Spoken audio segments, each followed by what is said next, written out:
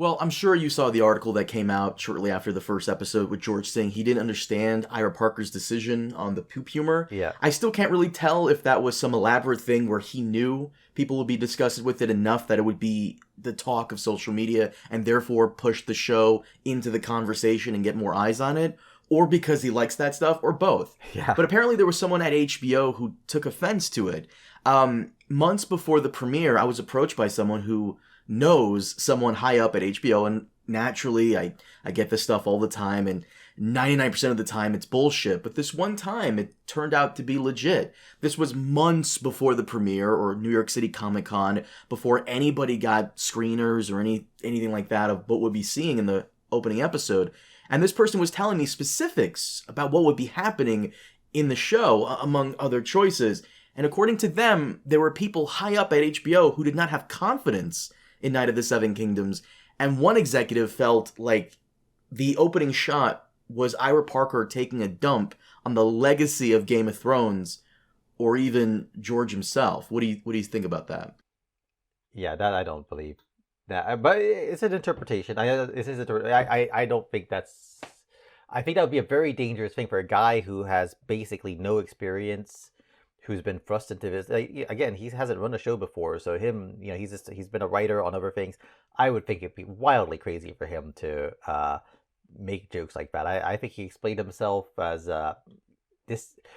It's a thing that he does for the whole series. He undercuts, like the whole series. He undercuts moments of drama, moments of tension with humor. So to me, it's like, oh, we're gonna. And I think he even said like they didn't necessarily think they were gonna use the Game of Thrones theme initially.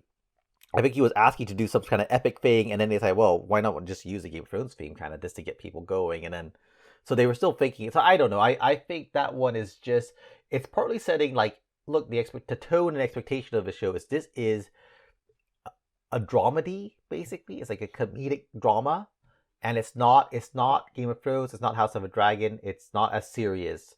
And I really don't, I understand that why someone would think that, but I think from seeing the whole of it, because he said that's his impression after just seeing the first cut of the first episode. When you see everything, he said, well, this is his go-to. He does a big humorous, big dramatic thing. Duncan, big speech at the trial. This guy gets up, you got the epic music, and then the guy farts. It's just the kind of humor he likes, I think, and I don't think he was thinking. I just like, what kind of suicide? Like if George said, like, "Are you shitting on me?" Like, fuck you, and go to HBO about it. I don't think so. Well, again, I bring it up because there was someone behind the scenes, high up at HBO, who felt that, and I've never seen a television show have so much conversation and even different interpretations around such a mundane nothing of a scene. Some people felt the scene was saying Dunk was full of shit about being a knight. Some people believed it was it was showing this isn't some posh show and our lead isn't some noble lord. I haven't seen this much conversation around toilet humor since Chandler peed on Monica's leg because she got stung by a jellyfish. Like, even the Arlen shrug in the 4th episode, such a small little thing that people were just theorizing on what that could have meant. I think possibly just on the forum, some discussion 3 is, to me, I like the interpretation. Like, it's, it may be a hint that the idea is that he doesn't know the vows, but he that's a pretty. So, or not necessarily about Arlen, but like, I can't help you. Like, I'm dead. But it could also be like, I don't know what you're gonna do, guy. So I like when they left it up to interpretation, and I don't know, people. I think partly social media kind of gets people. Everyone has a take. Everyone wants to share their take, and you get all kinds of ideas. I'm not sure if they thought that deeply about it. Like, I don't think that, let's do something that has like 6 layers of meaning.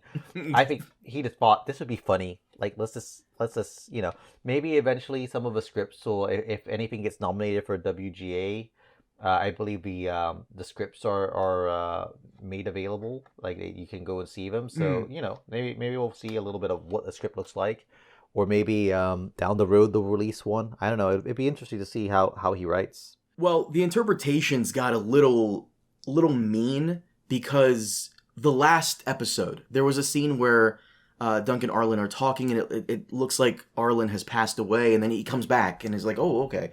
And then he says, a true knight always finishes his story. And I can't tell you how many people are convinced that this was a slight dig at George for not finishing Winds of Winter. No.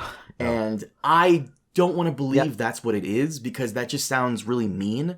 But No. Again, like, why would he do this? Like, this, this is a first time showrunner. Why would he start being sassy towards George?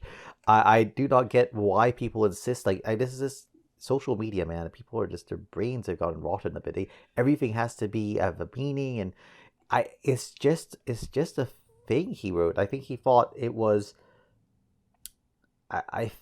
He thought that it was just a good way to kind of have this tease that he dies and he doesn't, and he's telling, rambling, and sort of starting to repeat himself these stories, and George is not a knight, so it's not like that means anything to him per se. But I don't know. I think people are like making too much of this sort of thing. They're just looking for wheels within wheels and conspiracy theories.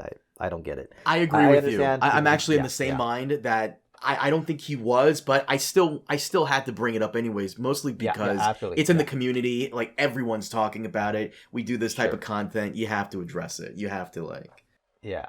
But I think the show did very well. It brought back much needed hype for the series. What would you rate it? Because I know you felt the main series deviated so much you didn't watch beyond season 5, so I assumed you were pleased with this one. Well, I think I... Scale from 1 to 10. Said, like, we did rate and review. I gave it, I think I did total up. Unfortunately, it's not on this computer, but I think I totaled up the average that I gave the whole season. It was like an 8 something, I think, is what I gave the season as a whole. And I think I said it was probably like the second best season, or maybe the second or third best season of all the shows. So you got whatever, 8 seasons. Is it 8 seasons of Game of Thrones, right? Yes. And then 2 of House of Dragons. So out of 11 seasons, it was a third or maybe a second best. For me, personally. Homie, like, by the way, but bearing in mind, but I have not seen anything past the 5th, so 6, 7, and 8 are mysteries to me. But you're really going to sit there and tell me you're not at least somewhat curious about what happens at the end? Do not have to. No, I was thinking, I had said I was done with it at the end of the 5th season. I just can't. It's gone directions. I was not enjoying it anymore. And I kind of, well, maybe I'll give it a chance. And then, I had gotten my hand on the script for the first episode of the 6th season. Oh, that's where they kill Trystane. Yeah, and Doran Martell. Mm-hmm. And then, yep, nope, never mind. I am not reconsidering that one. So